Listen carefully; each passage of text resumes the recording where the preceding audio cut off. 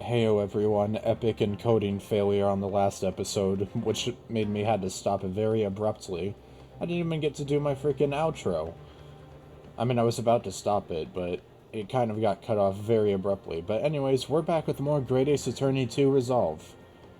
And last time, we went through a lot of stuff to the point that we're now accusing Olive Green of murder.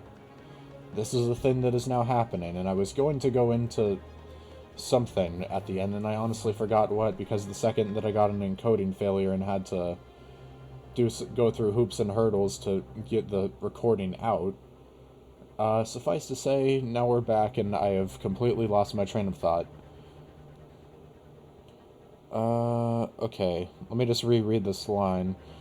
Given that the woman was lying comatose in a hospital bed at the time, she appears to have a rather fine alibi.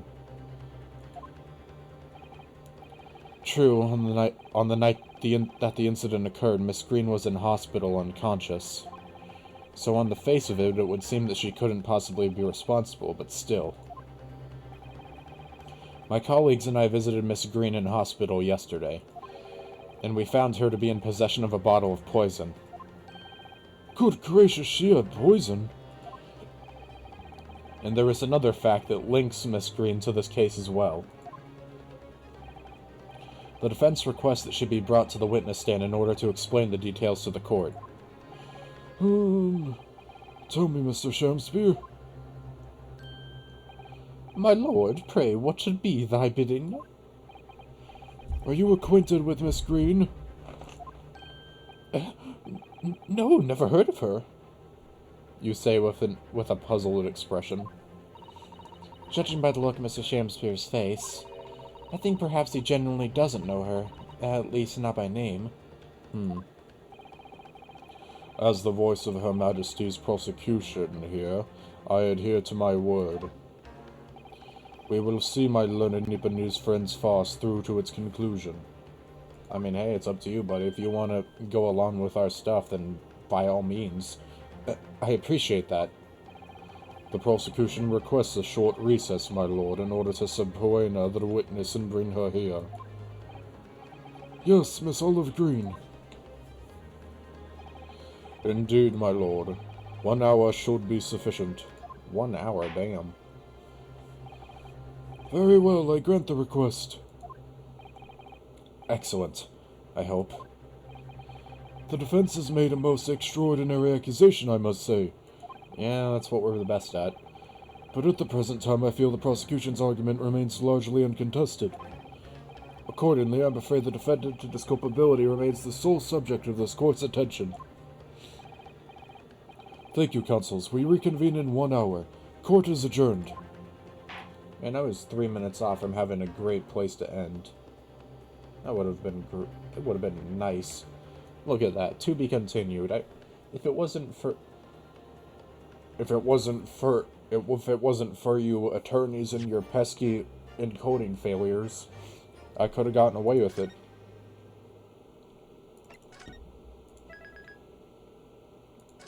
My nose is a bit stuffed today. This recording has taken place a day after the previous one. So, apologies if I sound a bit out of sorts in comparison to usual. 23rd of February, 11:32 a.m. The Old Bailey, defendant's antechamber. Joyful, jubilant jumping jacks! Oh, Mr. Natsume, I'm so pleased for you. Locum student Mr. Naruhodo Esquire, and non-locum judicial assistant Mr. Mikotobo Esquires. Now, finally, at long last, there could be proof. Proof that I'm innocent, and proof that my tea is innocent. Ah, good morning, my dear fellows. Oh, he's actually here now. Herlock Sholmes. May you drink my tepid tea and fall forever silent. Thought the tea was innocent. Apparently not. Oh, Mr. Sholmes, you came! How wonderful. Please, save your derision. I know what you're all thinking. Good morning, he says, when it's very nearly time for luncheon. Your scorn is written across all your faces. Nobody said or thought anything of the sort. The truth is, I was determined that today would be the day. As sleep seduced me last night, I thought. Tomorrow, for once, I shall not oversleep. I'll arise early and be present in court to support my companions. Such spirited determination has a beauty all of its own, does it not? Oh, yes. And then I began to muse on the subject. Why do people oversleep? I queried.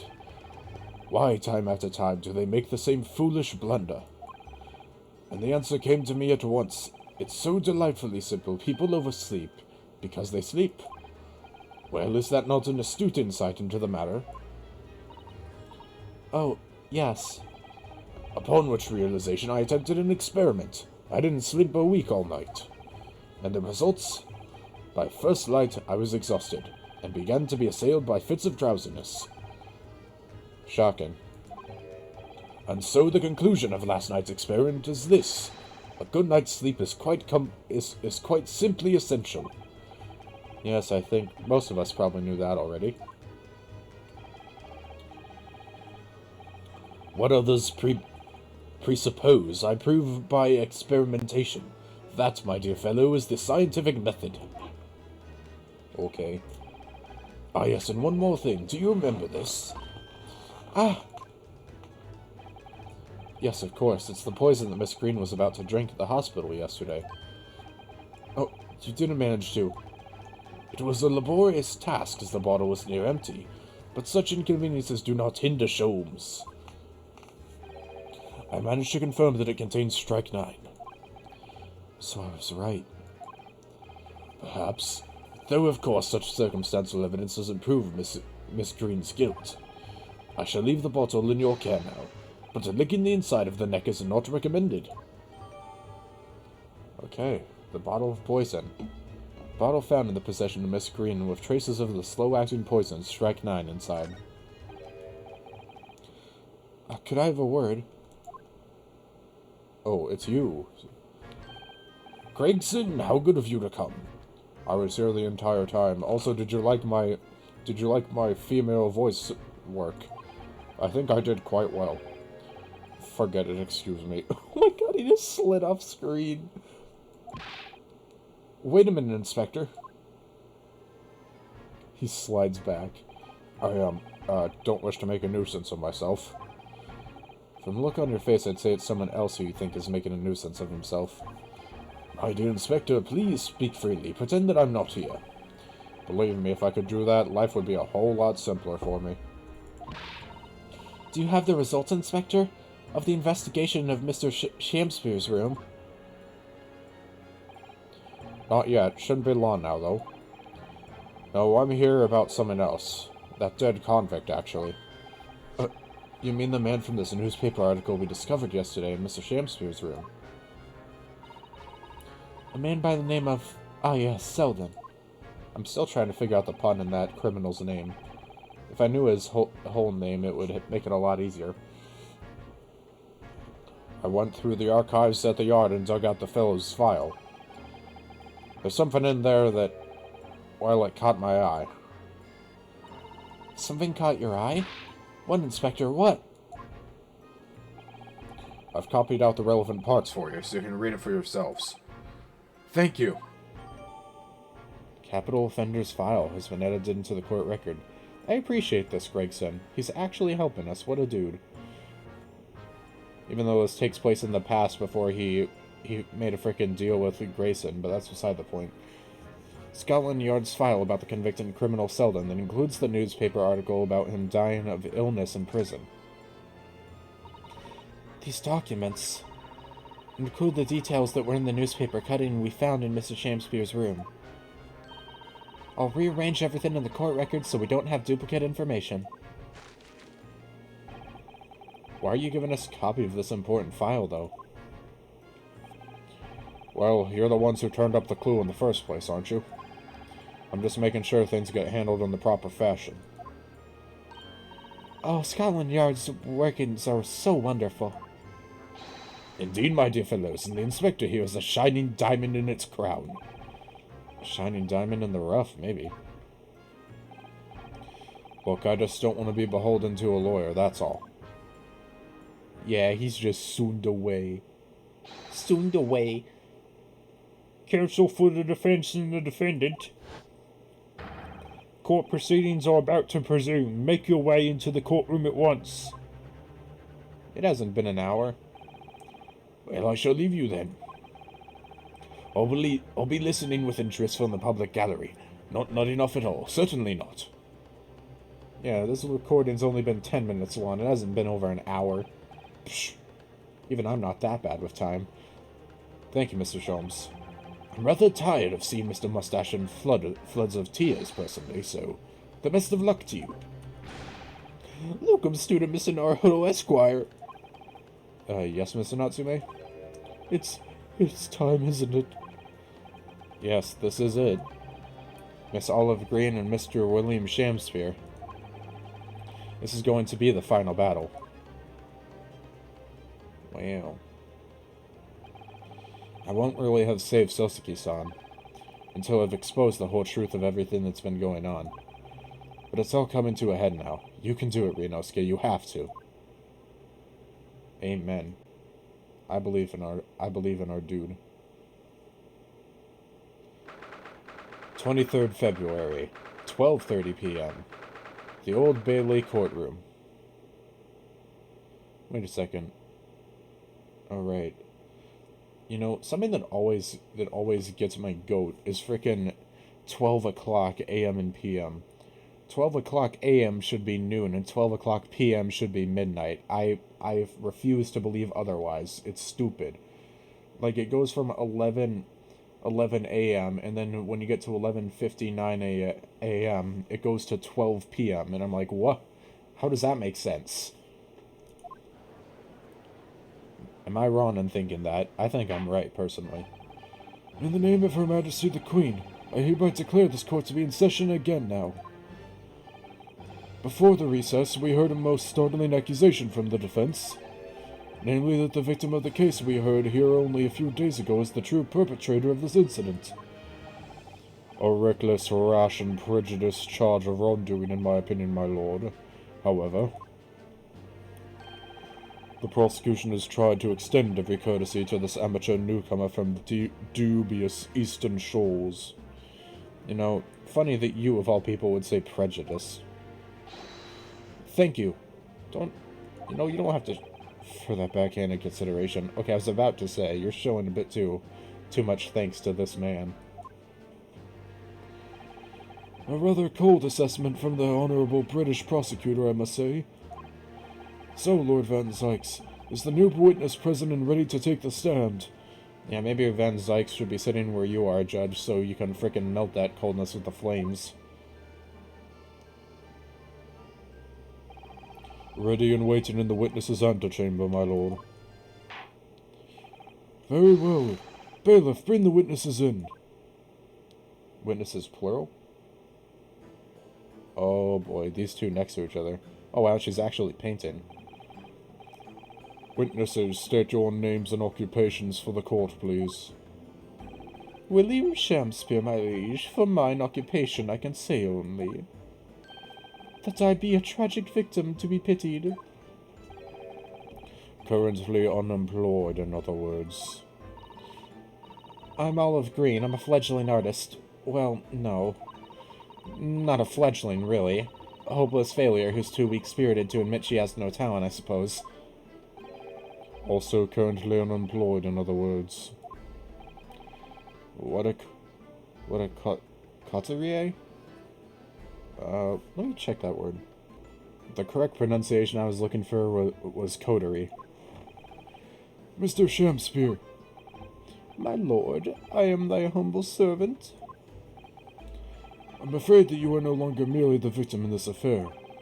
The possibility has been raised that you are in fact the assailant, intent on taking the life of your fellow lodger. The part you have played in this whole business will be thoroughly scrutinized, I assure you. I would for naught else, my lord. And Miss Green. Yes? You are aware of the reason you have been summoned to this courtroom today, I presume? Yes, the officer did explain. He said I poisoned this ridiculous buffoon. And you accept the charge, Miss Green? I don't know anything about any poisoning. And I don't know anything about this man. Come, Liddy, die to live. Verily I know not thy prickly pea-pigmented personage. Very well, let us proceed with the matter at hand. That being to ascertain whether or not Miss Green has any involvement in this affair. It's all very strange indeed. Why would you suspect me? I barely ever go to the East End anyway. It so happens that I passed by that neighborhood 6 days ago, that's all. And on the night that man was poisoned, I was still in the hospital fighting for my life. Yes, having been unfortunately caught up in the incident on the street outside the Garrett household. Yep. An incident that rendered you unconscious for some 3 days. I was struck in the middle of my back by a knife through no fault of my own, and now I'm under suspicion. What other irrelevant things must I be suspected of? It's all very disturbing. Your energies may be better spent worrying about random knife attacks, I feel, Miss Green. At this point in time, all that appears to connect you with Mr. Shamspeare's lodging is the Briar Road incident of 6 days ago. That's why we would like you to testify formally now about exactly what happened. Oh no. The incident 6 days ago? You mean you want me to relive that awful incident? Unfortunately, yes. Please tell the court what happened that day. And of course, we will be interested to hear from you about your movements that day too, Mr. Shamspeare. But what happened 6 days ago has nothing to do with me being poisoned. Let us proceed, then. The witnesses will present their formal testimony to the court on the subject of the incident that took place on Briar Road the evening of the 17th of February. That was a mouthful. Then again, that's a lot of these statements. The evening of 17th of February. Let me check something, actually. We didn't actually look into this. Okay, 18 counts of burglary, 6 counts of suspected murder.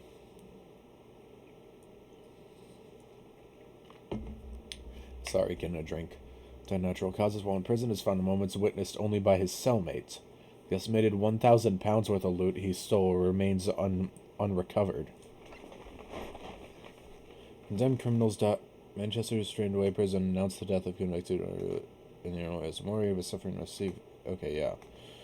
Alerted by the shouts of his fellow cellmate, medical staff arrived to find him already dead before his capital punishment could be carried out. Okay, we'll just have to keep that in mind.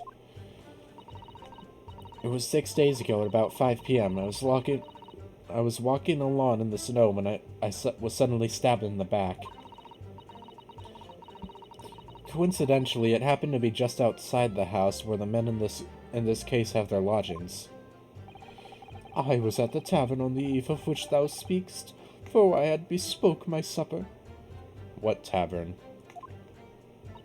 Could it be perhaps the one that she was going to? It was the first time I'd been in the area. I had a little matter to attend to, that's all. Anyway, I was admitted straight to hospital, so I knew nothing about all this business. Okay. Yes, the second incident inside a week at what I believe is to be aptly described as the haunted lodgings. One can only presume this is a most unfortunate coincidence. Meanwhile, you say you were not in your room, Mr. Shamspeare. 'Twas the following morn when I did awaken that I learned of the dire events. Mary, what a commotion did the officers of the law make on the floor above mine! When Sosuke-san was arrested on suspicion of attempted murder. As suspected, there is nothing connecting these two witnesses but happenstance. It's true, it does seem as though they're unrelated at first glance. But I'm not so sure. There's something lurking in the shadows here, I feel certain of it. And this is my one and only chance to expose it. Counsel, you may now cross-examine these two witnesses if you wish. Yes, my lord. Alright. What do we got? Cross-examination. The evening of February, February 17th, whatever. I'm well acquainted with the case. I'm sorry you had to go through that. It was awful. I still can't believe I was unconscious for so long. And I woke up to find that the case had been solved and the culprit arrested. Yes, that incident had been resolved already. Perhaps it would help you to reconsider it a bad dream that ended with your awakening, and should now be forgotten. Yes, I suppose so. Thank you. But before you put it completely behind you, Miss Green, I need you to remember the details one last time. You must tell the court exactly what happened that day, for us to arrive at the truth about this new case. The trouble is, there's nothing to tell, really. I was just walking along the pavement. Okay. I feel like what we're looking for probably lies in Shakespeare's statements. What were you doing there that day, though? What do you mean? The art school you attend. What's it called? Yes, it's the Thorndike Academy of Fine Arts. According to Mr. Sholmes, that's just in the vicinity of Brixton Road, which is some 10 stops away from the scene of the Underground. I believe you mentioned before that you also live on Brixton Road, isn't that right? So why then would you have been walking along Prior Road in the middle of the East End? Well, it's because, oh, yes, of course. I thought it might make a nice picture. The witness is a student of art, sitting dwelling artist Candle paint grand urban vistas. That's right. I happen to like the crumbling look of that part of town. Perhaps quaint would have been a less grating term. The point is, she's definitely hiding something. Yes, it seems she's not going to be forthcoming with the truth. She's trying to hide why she was there that evening. It must mean there's a reason for her not wanting us to know. That's the key to this. And you, Mr. Shakespeare, on the evening of the incident 6 days ago, would you tell the court what exactly you were doing? 'Twould be my pleasure, sire. Okay, this is the statement I'm most curious about. A tavern, you say? Which one? 'Twas the Slug and Salad where I did tarry. 'Tis a jewel in the East End. And a little unexpected, I feel. What do you mean, Lord Van Zykes?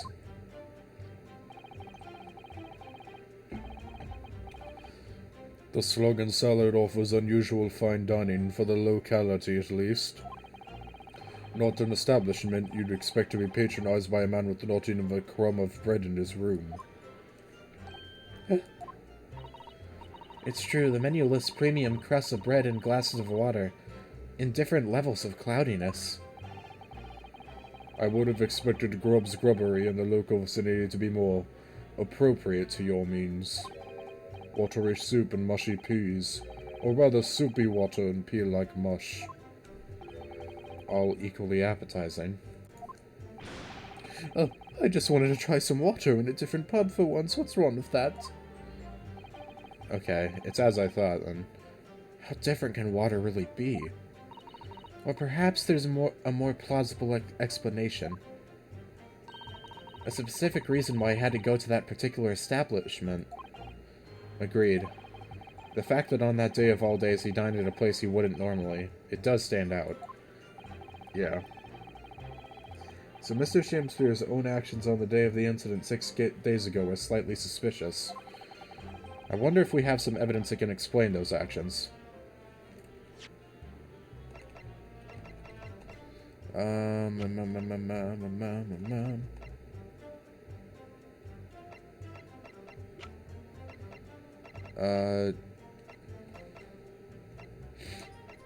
don't think we have anything right now. I wish we did, but sadly I can't think of anything at the moment. Yeah, okay. Yeah, so we probably have to press other stuff. Oh, maybe that we have to press this first. What little matter, Miss Green? Please elaborate. It was nothing, really. It's not worth mentioning. If you remember, you mentioned it to us yesterday at the hospital. Ah! It was related to the card you were holding. Miss Green! Yeah, and that's when she was found holding the poison alongside that card. From memory, I believe the card contained a note that read, I have information regarding the death of Duncan Ross. What does that matter? This has nothing to do with Duncan. Hello. Excuse me. So that's what he sounds like. What? Mr. Shamspear, do you have something to share with the court? To be or not to be? That is the question. Ah, pray forgive me. The great bard's words springeth from within me with a thought. Don't tell me it's because you're possessed by Shakespeare's spirit, right? The Shake spirit. Hearing Miss Green's words a moment ago seemed to make you think of something. Something of relevance, perhaps. Well, nay, sire, 'twas nothing at all. Presumably you know the name, though, Mr. Duncan Ross, I mean. After all, you were both lodgers in the same house. I would it was so, but sadly nay. Lodging be a lonely occupation, sire. My lodging fellows be rarely known to me. So you haven't heard of him, even though he passed away in the room just one floor above yours. Miss Green. Me, my lord? Have I done something wrong? The card that was mentioned before, containing the note. Do you have it upon your person? I do, yes, but I don't need it anymore. In fact, I should throw it away, really. Before you dispose of it, the court will take it as evidence, please. Note in an envelope that seems to have been ripped open rather roughly.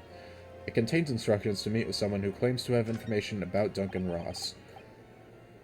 Okay. Yeah. Okay.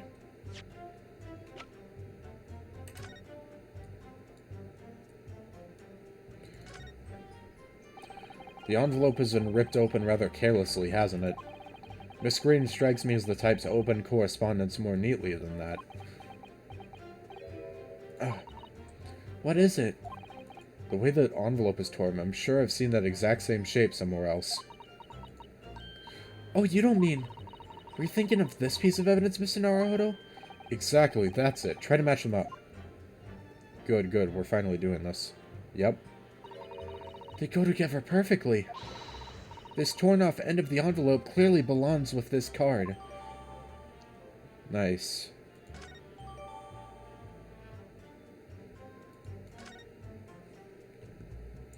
Alright. And now let's check out this, perhaps? Nope, we can't check it out. Never mind. We had to press this one, right? Let's skip all this and see if we can't get to the right thing here. Mushy peas, yada yada yada yada yada yada yada yada. Yada be yada be yada be yada be yada. This. Mr. Shamspear. Yes, sire. On the day in question, is it not the case that you visited the Slug and Salad, a place you don't normally patronize? Patronize? Patronize? I don't know. For a very particular reason. I don't know what you're talking about. Pray, if thou hast some purpose, speakst. Very well, I will present the court with evidence. Evidence that explains why you had to be at the Slug and Salad that day. Namely...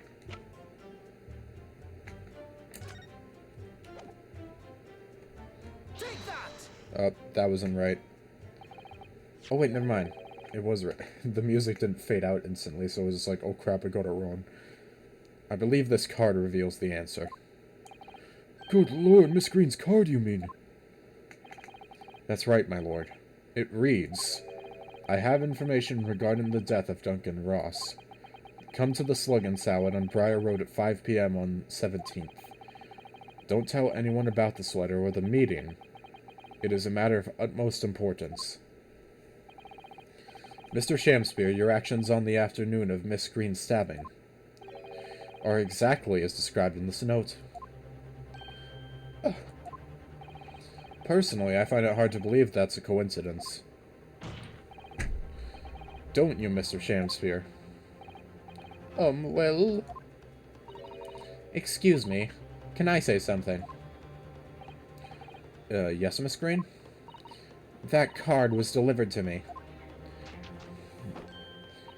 It doesn't have anything to do with this odd man, does it? I like the frickin' animation of her drawing a frickin' arrow that points at Shamspeare. It's nice.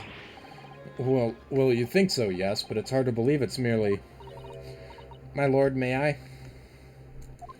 You may. May you what, Miss Green? I'd like to make something very clear about that card. Very well, then, you may amend your testimony to include details about the particular note. This note was delivered to me at my address. It's nothing to do with the odd man next to me here. I don't even need to look. Objection! Right here. Get destroyed. The day before the incident, exactly 1 week ago now, this note was delivered to your address. And upon carrying out the instructions in the note, you found yourself in hospital.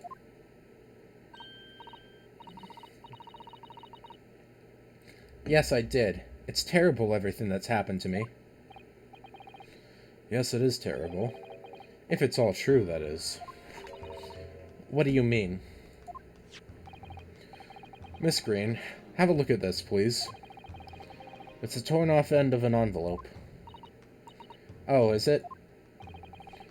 And it so happens that it fits together perfectly with the envelope of the note you received.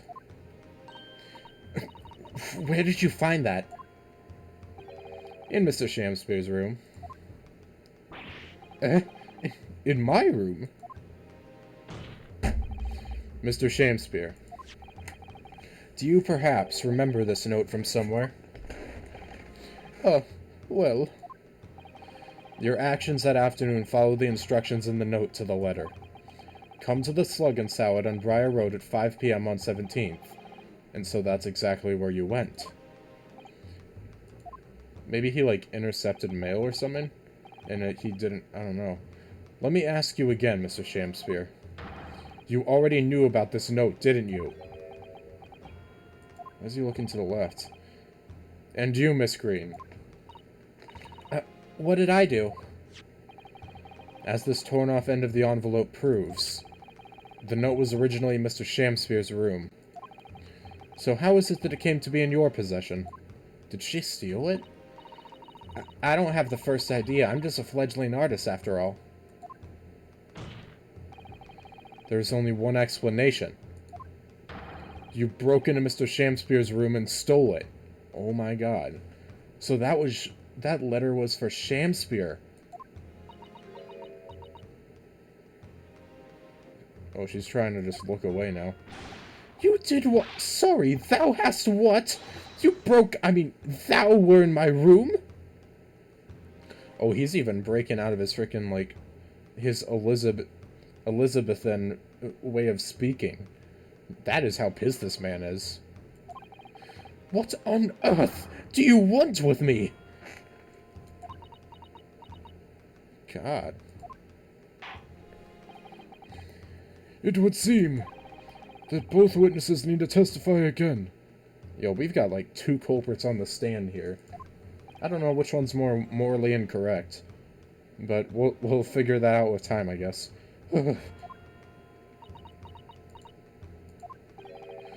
Miss Green. Yes?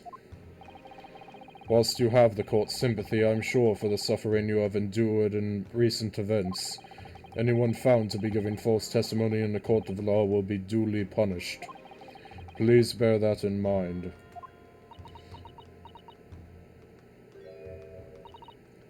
Yes, I know. Very well then, witnesses. You will give formal testimony again now. On the subject of this curious anomaly regarding the note Miss Green claims to have received. Alright. Oh man, witness testimony again. The anomaly of the note. I do remember now, 'twas a week ago, peradventure, that note was delivered unto me. On the day writ therein, I did tarry a long hour at the Slug and Salad, yet nobody came. Thereafter, on the evening I shared the company of the Japanese fellow, I did see the note had vanished. I don't know what you mean. You think I snuck into that man's room, do you? Why would I? I can point out the villain here, and as for that torn-off piece of the envelope, I don't know anything about it. You now claim to have received this letter, do you, Mr. Shamspeare? Faith, 'tis so, my lord. And I would swear to have set it upon the table in my humble lodgings. Yet 'tis clear to me now that since I returned from the tavern that night, I have not laid eyes upon it. Well, that being the case, young lady, it would appear that your testimony was... A lie? Is that what you think? How unfair of you to think I'm the one lying. I beg your pardon. I'm the judge, you know. I'm just a fledgling artist, as I said, and fledgling artists don't lie. That note was delivered to me at my address. Besides, we all know who the liar around here is. I don't know. I think that Shamspeare is actually in the right on this one. If that's true, Miss Green, how do you explain the facts? This part of the envelope was without question found in Mr. Shamspeare's room. I don't see why I should explain. Sorry? I'm a fledgling artist. My job here is just to say what happened, that's all. It's your job to give the explanations and the proofs. You, the fledgling lawyer. The fledgling will do his best. Evidently, my learned friend's cross-examination is our only hope of learning the truth. Wow. Well, counsel. I'm ready, my lord. Damn. Von Zykes is actually relying on us. Very well, then. The defense will now proceed with the cross-examination of the witnesses. Part 2. Miss Green clearly did break into Mr. Shamspeare's room. There can be no question of that. And that's how she acquired the note. Yes, two facts that are starting to lead me to a possible explanation for all of this. The question is, how did she get into his room? The only way I can think of it, as far as to how she broke in, is, what do you call it? Maybe she... Well, there's two things. First off, the door to Shamspeare's room was open. But Soseki...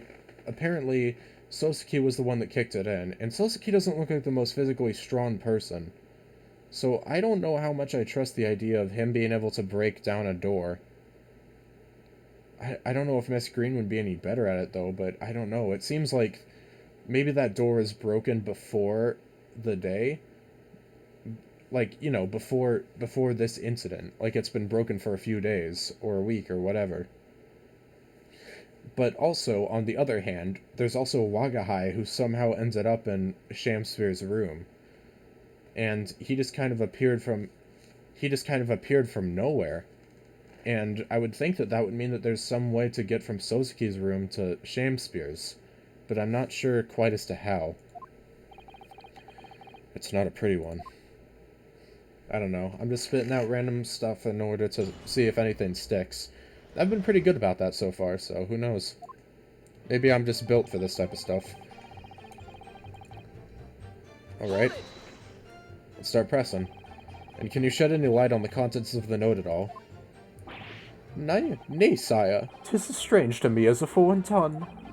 Even with a knowledge of literature as great as mine own, verily, 'tis impenetrable.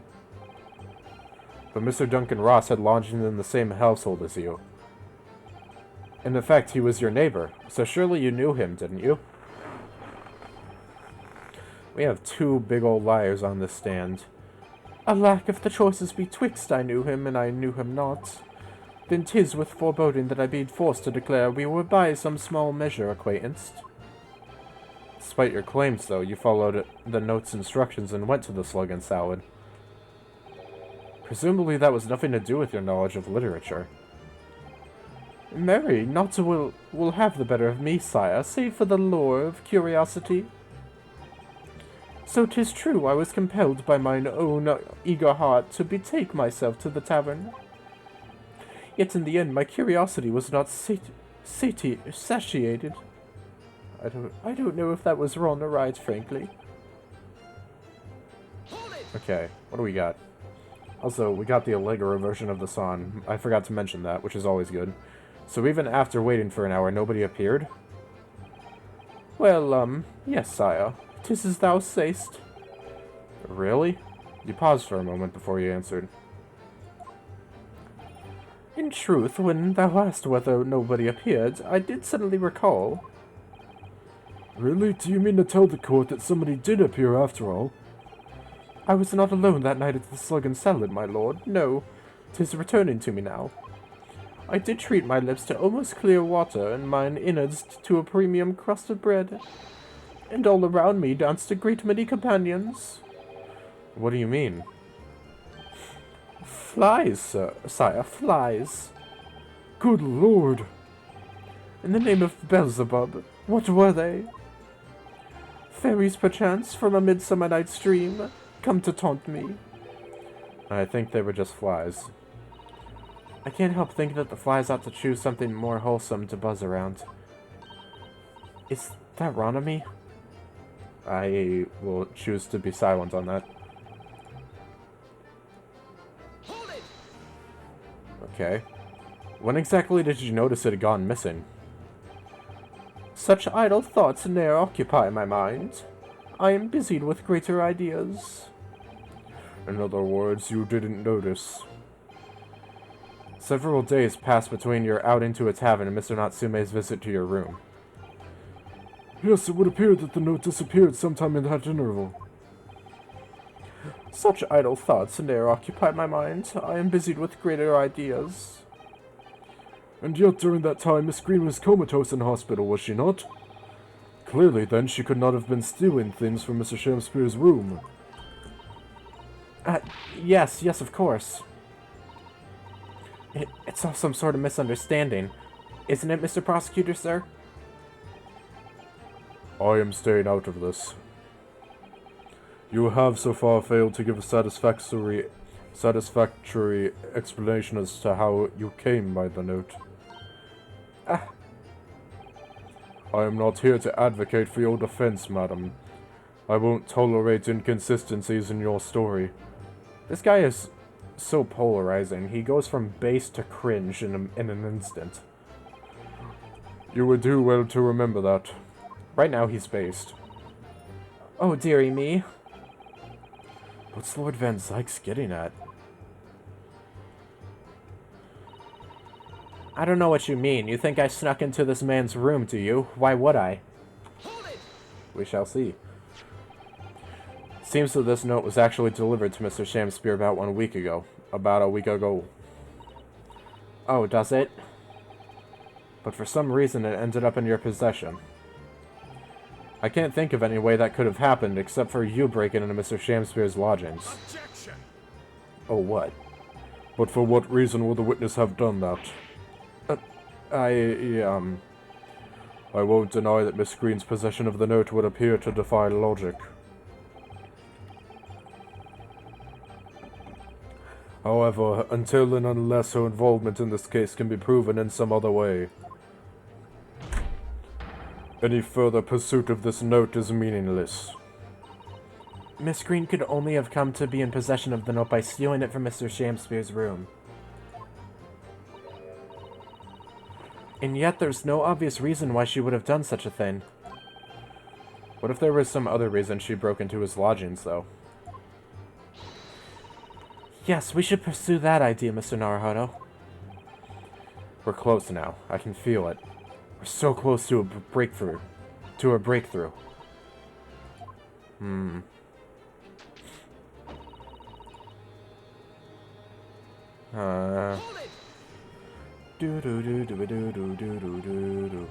So you don't want to tell the court the truth about the letter, is that it?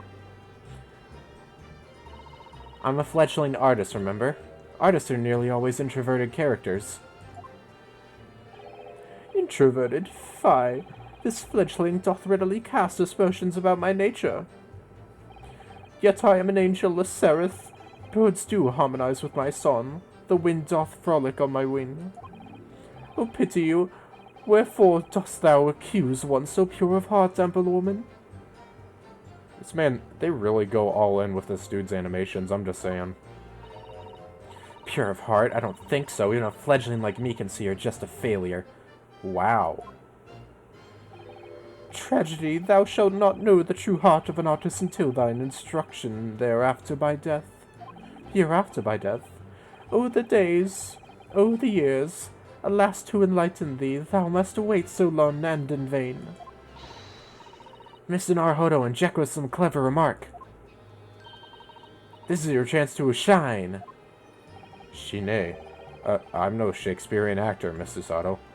I only know deadpan expressions. Now, as far as I can tell, the only thing that's going to resolve this argument is evidence. Yes. Okay. It's clear that Miss Green did in fact break into Mr. Shamspeare's room, isn't it? And that's where she found this letter. Yes, two more or less forgotten conclusions that led me to one terrifying conclusion. Terrifying? Yes, I'm afraid to say that the outcome of this cross-examination may well change how we look at this case completely. What do we got? Right, this was found in the box. Or this was found underneath the floorboards. What else? There was two other things. Crap, I forget what one of them was. I know one of them was a box that had nothing in it.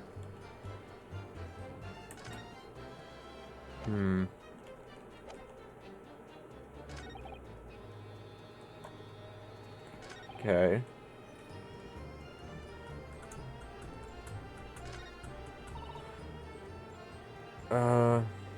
To the man's room, do you? Why would I? It's gotta be this statement, I think.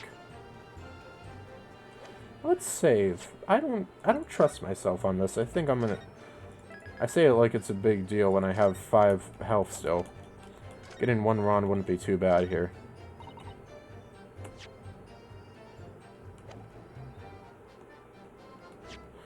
Okay.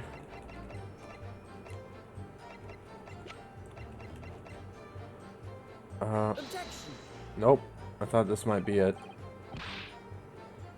Well, undeniably. You say it's undeniable, Counsel, but I fail to see any contradiction here at all. I think perhaps that itself is the contradiction. Indeed. Time for a rethink.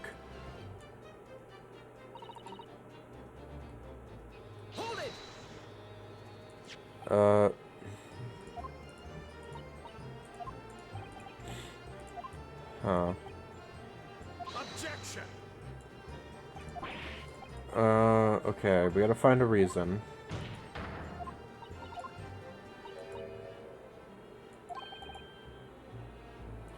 Some other reason. Okay, it's definitely... It's gotta be statement 4, but I don't know as to why.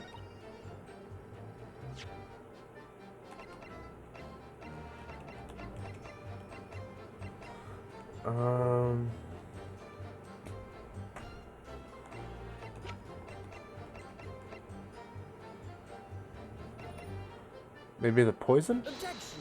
Oh shit, it is the poison. Yesterday at the hospital, we saw you with this bottle. Though the contents spilt during the course of our meeting, a small quantity remained. According to the defense's independent analysis, Mr. Sholmes' chemistry said, the liquid that was still in the bottle was identified. Is strike 9. What? Strike 9. The very same poison that afflicted Mr. Shamspear. Oh! Miss Green, you broke into this man's lodgings. For one reason and one reason alone. To cover the end of the pipe that feeds the gas lamp in Mr. Shamspear's room with poison. Oh, look at Shamspear. He is about to go off on this lady. Could this be? You broke into my room to... It may seem incredible to the court. But from the remaining clues, there is only one logical conclusion that we can reach. The person who attempted to take Mr. Shamspear's life with poison was you, Miss Olive Green. Oh dear, oh dear, oh dearie me! Oh.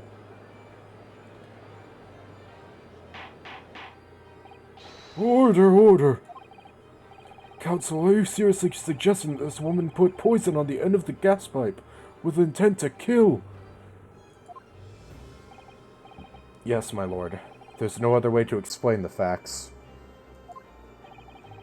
But if Miss Green did indeed set this odious trap 6 days ago, and the victim had put his mouth to the pipe that very evening as expected, the attempted murder would have happened 6 days ago, surely? Well... That's a very good point. Perhaps not, my lord. I beg your pardon? There was a significant police presence in the area that evening on account of the incident on Briar Road. Oh shit, so he didn't use the pipe because of it. Local residents were being interviewed throughout the night as part of the ongoing inquiry. A circumspect criminal would likely have chosen not to carry out any wrongdoing at that time. Lord Van Zykes? And of course, the following morning there was more activity at Mr. Shamspear's address. More activity? Ah, yes. You mean his fellow lodger, Mr. Natsume, being arrested on suspicion of murder? That's right. And as the defense has already proposed, Mr. Shamspear is meddling with the gas in the pipe for a very sinister reason himself. To cause the gas stove in Mr. Natsume's room to go out, thereby asphyxiating the occupant. But once Mr. Natsume had been arrested, his room was under constant surveillance by the police. In the circumstances, Mr. Shamspear had no reason to blow air into the gas pipe. His intended victim being in a prison cell.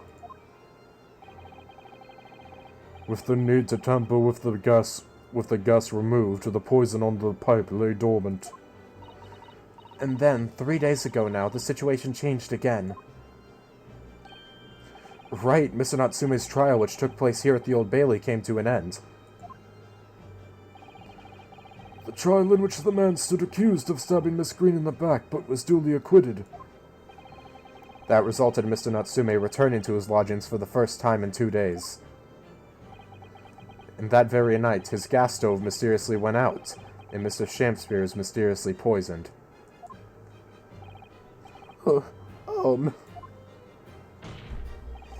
In conclusion, the poison that was present on the mouth of the gas pipe had been put there in the victim's room some 4 days earlier. Mary! With that new understanding, it becomes clear that this letter was all part of the plan. What plan? The court will recall that the note gave instructions to visit the Slug and Salad at 5 o'clock, and that the recipient should tell nobody else. The reason for those instructions are now clear. To ensure that the lodger would not be at home at the stated time. To make sure I wasn't home? Exactly. While you were out, Miss Green could safely slip into your room, knowing that she wouldn't be disturbed. You mean to say that letter was written by Miss Green, yes. And in order to cover her tracks, she took it away with her when she left. just after she smeared poison over the mouth of the gas pipe in your room. Holy shit. I didn't even think of the possibility that Miss Green wrote the letter. This is nuts. Oh my god. This is beyond crazy. Oh man. Yo. This case is crazy.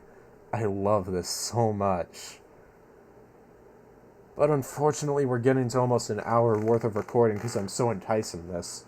So next time on Great Ace Attorney 2, we'll see what the conclusion of all of this stuff is.